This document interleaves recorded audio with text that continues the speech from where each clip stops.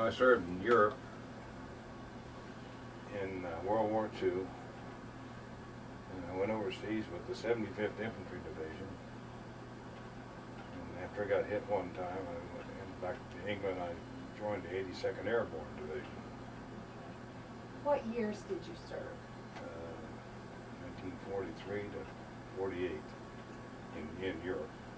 And when you entered, where did you do your basic? At Camp Walters, Texas, and Mineral Wells, Texas. And then from there you went to what? From there we went to Camp Shanks, New York. And from there overseas? Camp Shanks overseas. Okay. I'd like to back up a little bit and tell me about the circumstances about when you entered the service. Had you graduated high school? I was in high school. I graduated in 1939, and during that time my gym teacher and my social studies teacher were officers in the National Guard, and I joined the National Guard. I served in the National Guard for about a year and a half, and they were drafted into federal service, and I was married, and I backed out and didn't go to federal service. Now, what age were you during your time in the National Guard? I was 17 years old. And at that time, what were your duties in the National Guard? Can you recall? I was in the service company, and we serviced the other companies, the other outfits in the National Guard units. And that would involve getting supplies? Supplies, trucks, and transportation, and things like that. How many people were in your unit? I think there was something like 80 men in the unit at that time. So then you were employed in civilian life after your time in the National Guard. Is that correct? Yes. And what type of work did you do? Worked in the coal mine. Okay. Was that in West Virginia? Yeah.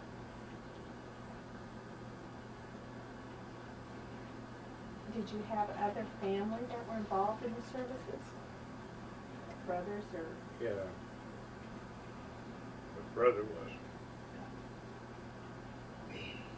So you were a little bit familiar with what it involved as far as entering the service, and I'm sure you had made friends. He didn't go in until after I was After in. you were in. Yeah.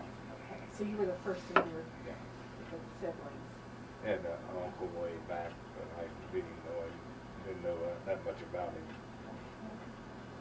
And when you entered the service, were you enlisted? Did you enlist as a group? You were drafted? I was enlisted. Enlisted.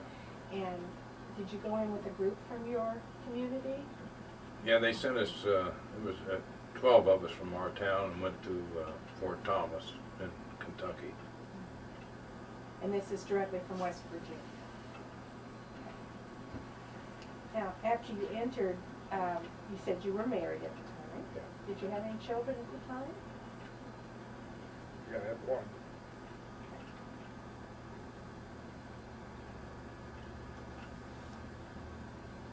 This is your family.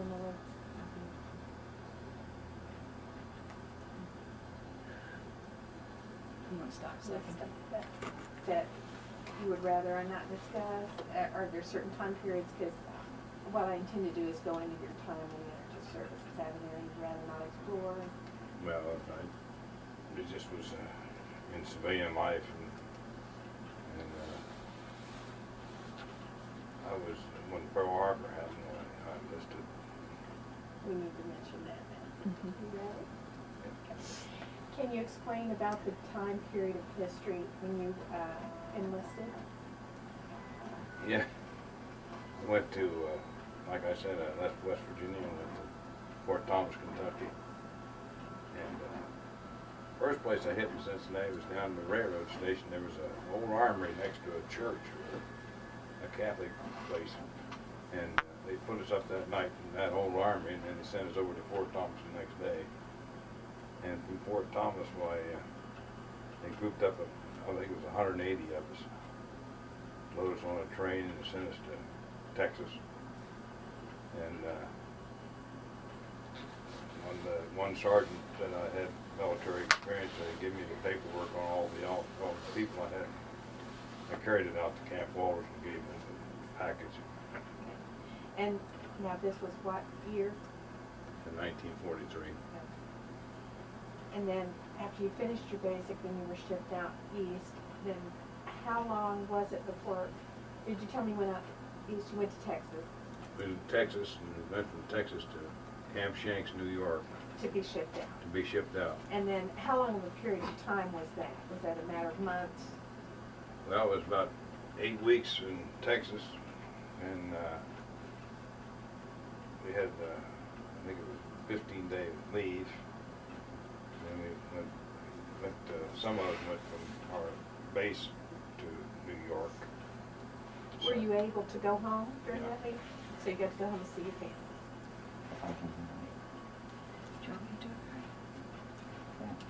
When you went overseas, did you go by ship? Yes, How long did it take you to get there? 14 days. 14 long days, I'm sure. What kind of a ship was it? It's a troop ship, but it was a, I was trying to think of the name of it, I can't think of the name of it anymore. Do you remember approximately how many men were on the ship? Oh, yeah. Must have been thousands of them, because it was, on 2 ships, it was a division. You were part of an infantry division, you said. Yeah. What was your larger group, battalion, so forth, that you were involved with? Well, I was in company status for a long time. Member of the, I think it took 3 or 4 companies to make a battalion, or make a regiment. Uh-huh. And I was in the company. Okay, and then you were in the European theater. Yeah. Did you arrive in England? Arrived in England, spent time in England retraining, getting ready for Europe. I hadn't gone to Europe yet.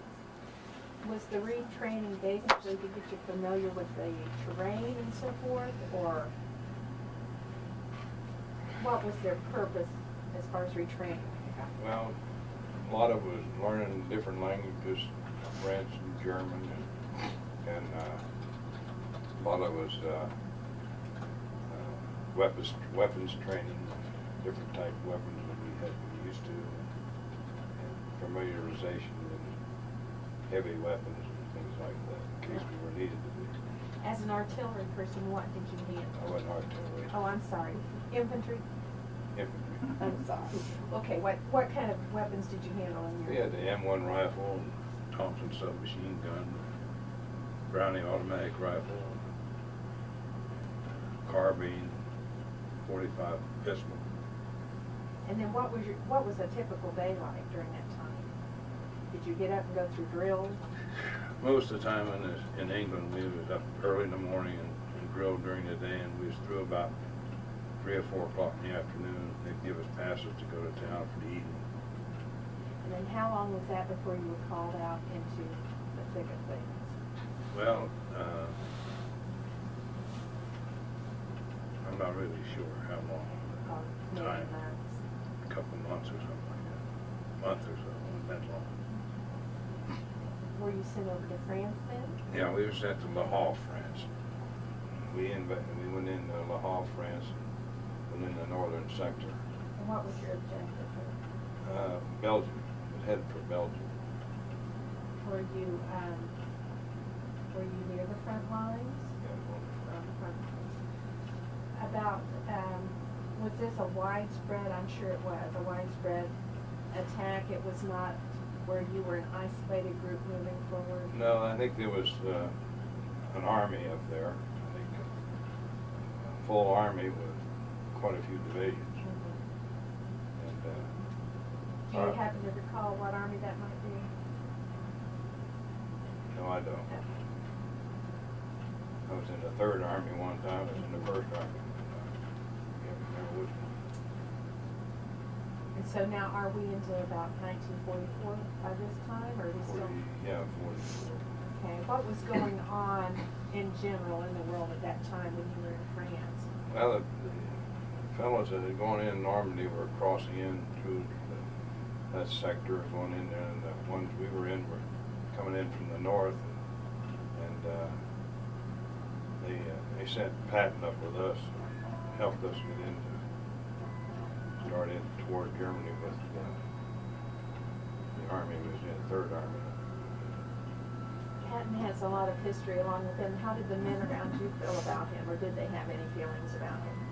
Well, as long as your blood and his guts, we were there. Were you able to get much communication? How about getting communication from home? Was it delayed quite a bit? Well, yes and no. Sometimes it was fast, sometimes it was slow. And the biggest problem is having time to sit down and write something home. Send short letters in, let it go at that. What would you like to tell us about your experiences on the front line? Well, I've heard people talk about war, what it means, what it did. And the people of this country, the United States, except the ones that have served in the service, don't really anticipate or understand what war is all about. You have to live it.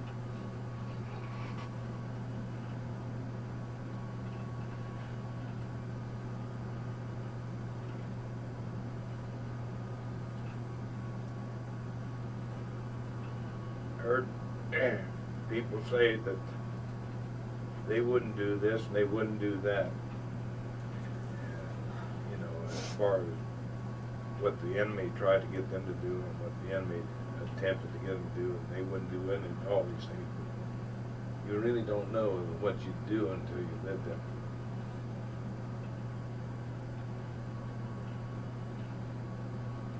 Hard experiences to see children used for cannon fodder.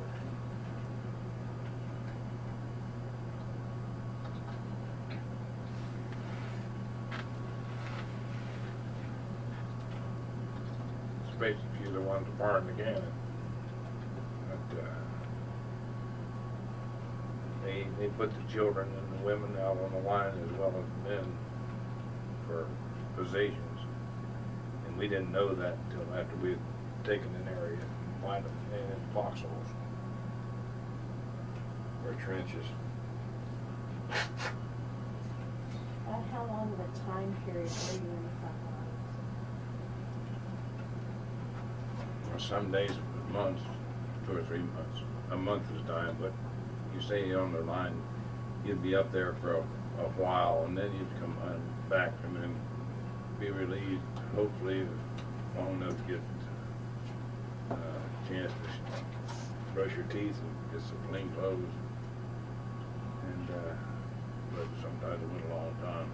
Were you able to ever totally rest in those periods when you would move back to the line? I think that you'd say yes, because you'd be so tired you'd just go to sleep. You didn't care what happened anyway. And when you were in the front line,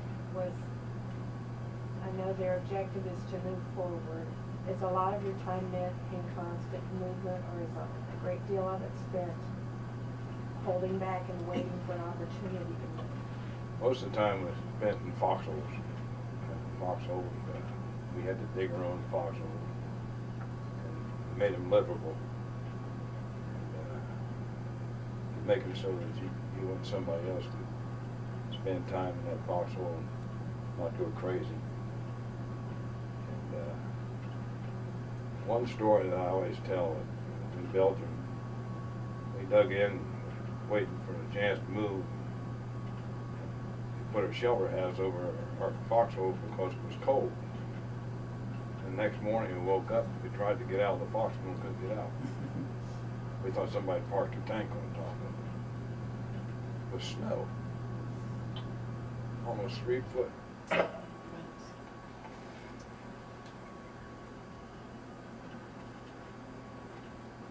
I'm gonna go ahead with the rest of the joke of the story of waking up with 3 foot of snow on top of you.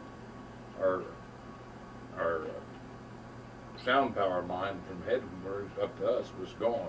We couldn't find out why, what was going on. So we had to search the area and find out. I found a horse with a wire tied around his legs where he broke our line. So put a new line in. The next morning that line was broken. So I decided to stop that. I shot the horse. Oh. Sent it away. Did you just then have to dig your way out of that snow? Well, yeah, I had to dig your way out to live in it. We took fence posts down to make so the Jeeps could run up and down the highway. Tore the fence posts down, lay them on the road so give them some traction. And they brought the tanks up. They kind of cut the road down. Then, after this time period, how much more did you advance, or how much longer were you in the field? Well, I think we advanced quite a bit, and took over a couple of towns, secured those towns. This is in Germany we're talking about. No, it was still in France and Belgium and Holland, Luxembourg, and Liège, Belgium, and places like that. And we worked our way over to the Rhine River, went into Cologne, and we were involved with the bombing. Just before we went into Cologne, they bombed the town or artillery to town for 24 hours. Then you came in after? And then we came in after the artillery cleared up. What happened when you came into the town? Well, the Germans got out of Cologne. They blew the bridge up so we couldn't cross the river and follow them in. And they put our engineers to work building bridges. And they built bridges at nighttime. And after they built so many places to the bridge, they'd sink the bridge. So the Germans couldn't see them building the bridge.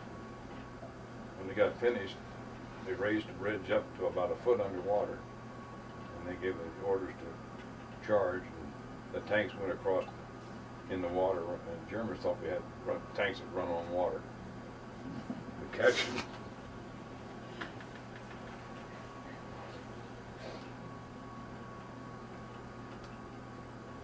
That's the comical side of it. Quite a few of the Germans didn't give up when they crossed the river. Of course, they just couldn't understand that.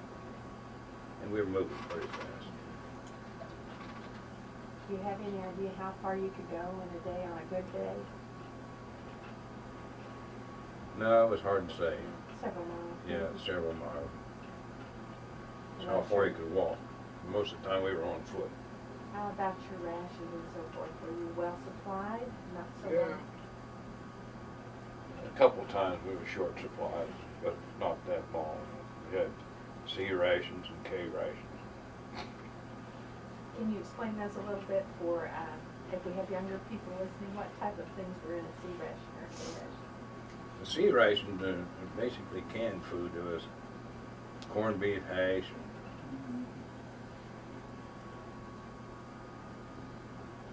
baked beans, and bacon and baked beans, and succotash, and all kinds of things like that. And what you would do is open the can and eat out of it. And most of the time it was cold. And the K rations was in cartons, and that consists of crackers and cheese and chocolate bars, which is hard as a rock. But you can get into them. But most of that C and K rations was edible, and sometimes you could heat it up. And then you go a few weeks there and you get enough space behind you that the mess truck would come up behind you and give you some hot food. That probably didn't happen. How often? Oh, maybe once a month, once a half, once, twice a month.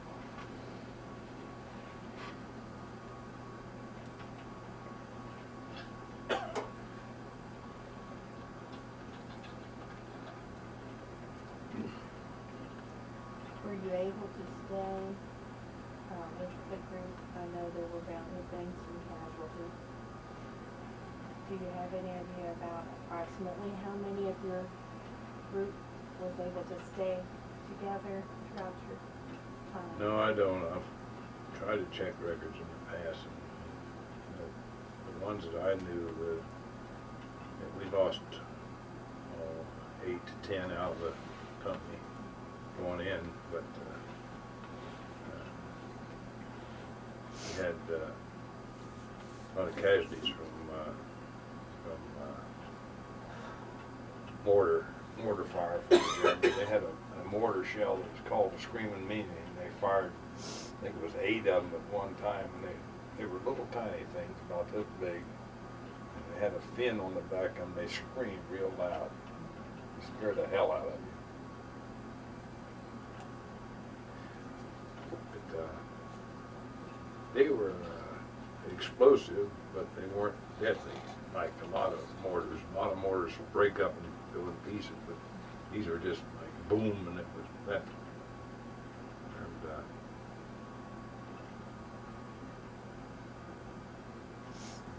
And artillery was always behind us. They was firing over top of us. You could always tell when there was good shells because you could hear them going by. The ones you wasn't no good, there was one coming in behind you. And you talk about friendly fire, there's a lot of time artillery shells would make it over top of it. Were you in an area where there were a lot of minefields? I know some of the guys have talked about the bouncing bays. No, not really. Not really. I think we were in being 3rd Armored, but for so long that was times that we moved fairly fast with the armored units behind us. So I don't think they had time to. We run into a lot of booby traps, and that was in the towns. When you were able to go into the towns, how were you treated? Most of the towns was treated real nice, especially in Belgium, Hall, Luxembourg. Were you able to get good food when you would come into town? Yeah, we took our seed rations and give it to the lady of the house and let her make something out of it. Yeah, about a quart, half of wine and cognac into it. Tastes pretty good. Now, would you just come upon a farmhouse, or how would you interact with the local people?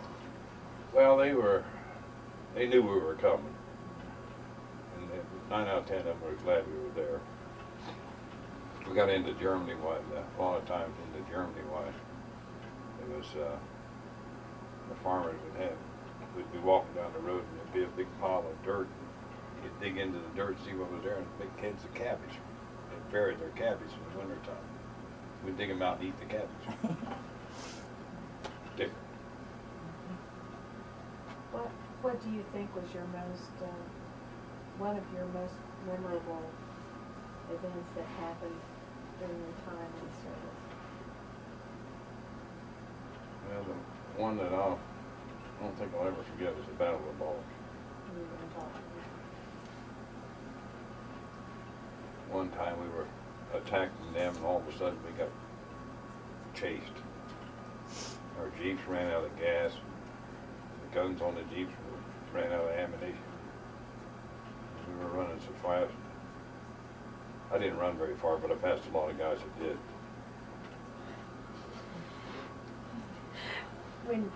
When all this was going on, I'm not sure that people in this time period understand what a massive objective that was at the time. Can you give a little bit of history of the Battle of the Bulge?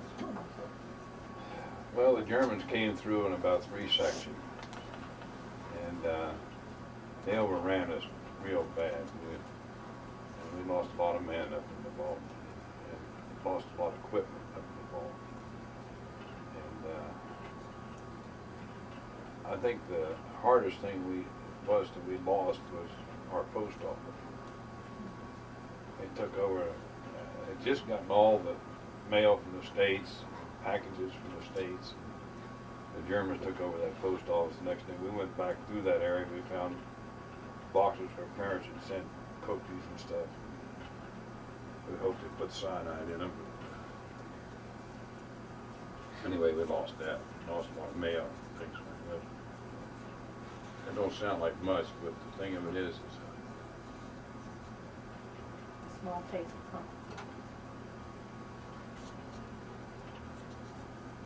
but the overall part of the bulge was just, we had to regroup and reform and get ready to go back, which we did. Can you explain a little bit about how significant the Battle of the Bulge was in World War II as far as the outcome of the war? Well, I think that shocked the American officers, the high-ranking officers, and the fact that we could be attacked. And I think that the difference in supplies and equipment and things like that turned around. That was our push when we started back and going clear into Berlin. Did you get near Berlin? You just went somewhat into Germany. Yeah. And how were you on the system where when you acquired so many points you were allowed to go home? How were the circumstances that you came home? Well, I had the points, but I also had a rank that somebody needed to do something, so they picked on us. Sergeants had to stand process of people sent to send them home. I met my brother in France. Yeah. He was in a prisoner of war outfit. He took prisoners of war all over Germany and France. I met him in Marseille, France, and he had 92 points, and he was on his way home, and I had 180 points, and I couldn't even go home. But we still had the job to do. Get people rehabilitated and started in back to the States. And you were a master sergeant? Yeah, master sergeant. 3 times. I kept getting busted for some reason.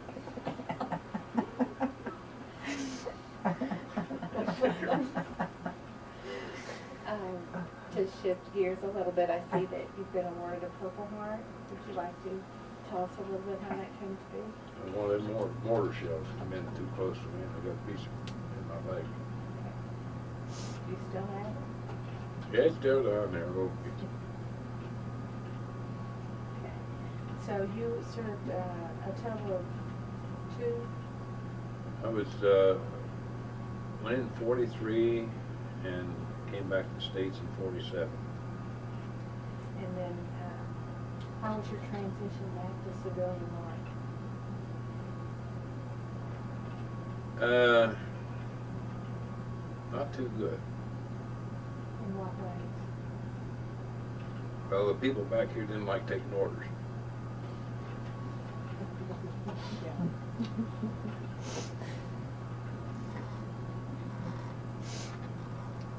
We didn't like taking them either.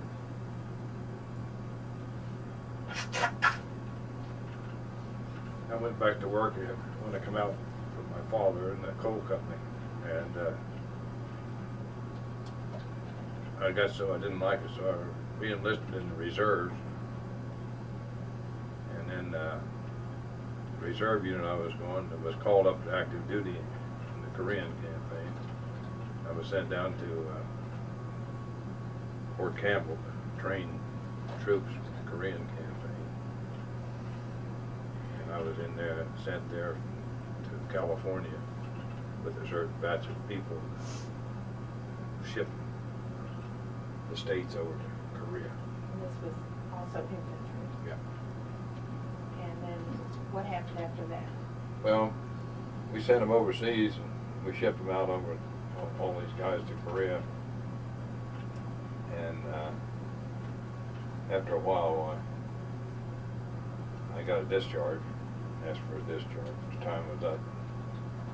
I was having a problem with a major. I knew if I didn't get out of the Army, I'd probably end up in stockade again. What type of work did you go into when you came back? I was sent to Fifth Army headquarters in Chicago, Illinois, from California. And I stayed there for a while, and that's where I got my discharge. And I went down to catch a train home to West Virginia, and found out they were hiring police officers for the railroad. I went to work. So did you work there for quite a time? Well, yeah, I spent 12 years with the railroad. Okay. And After what- that, I went with Sears Robot Company. What have we overlooked discussing? Well, it wasn't all gory. It was a lot of things that were funny and things that were all livable. You meet this group of guys here. We was a maintenance type company at that time, and it was fun. We worked in Marseille. We was part of the military police and part of the supply and part of the overhead unit in Marseille, France, to get these American soldiers ready to go back to the States. Was Marseille sort of a clearinghouse place? Yeah. They had what we called cigarette camps. They had Lucky Strike and Camel and one other. There's three camps there. They processed the soldiers through there, going back to the States. Marseille was also a drop station for bringing prisoners from the state to Europe. One of the boats, in fact, is the one I was due to go home on, was loaded with German prisoners. And they brought them back from White's Office Springs, West Virginia, which was my home state. And you were turned out for a POW camp? They sent them back there to be sent back to Germany. These happened to be officers and things that they had captured in North Africa. It really made me mad because they were spending time in my home state and I had to be over there. And the worst part about it was that they showed up in Marseille dressed in smoking jackets, carrying cartons of cigarettes, and whiskey and things like that. Well off. Yeah, all the stuff they've gotten in the States. They didn't go any farther than took it away from them. What would you like to say to someone that's watching this interview?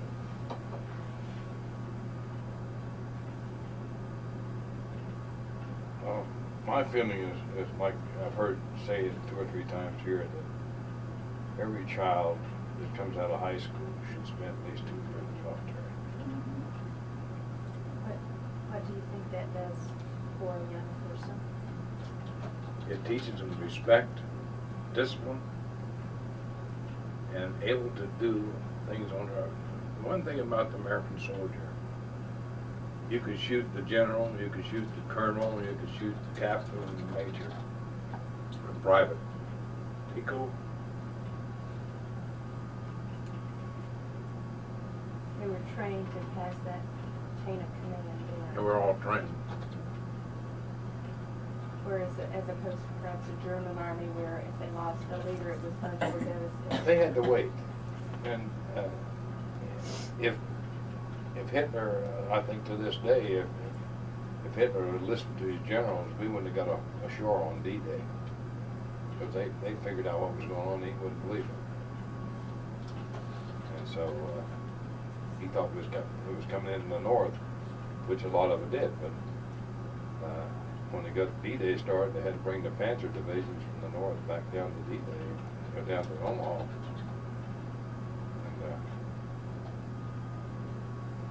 I think the people, they keep bringing the fact of 9/11, 6,000 people, and Pearl Harbor was only 2,000 people. But the Pearl Harbor caused about 250,000 people to get killed. Different type of warfare.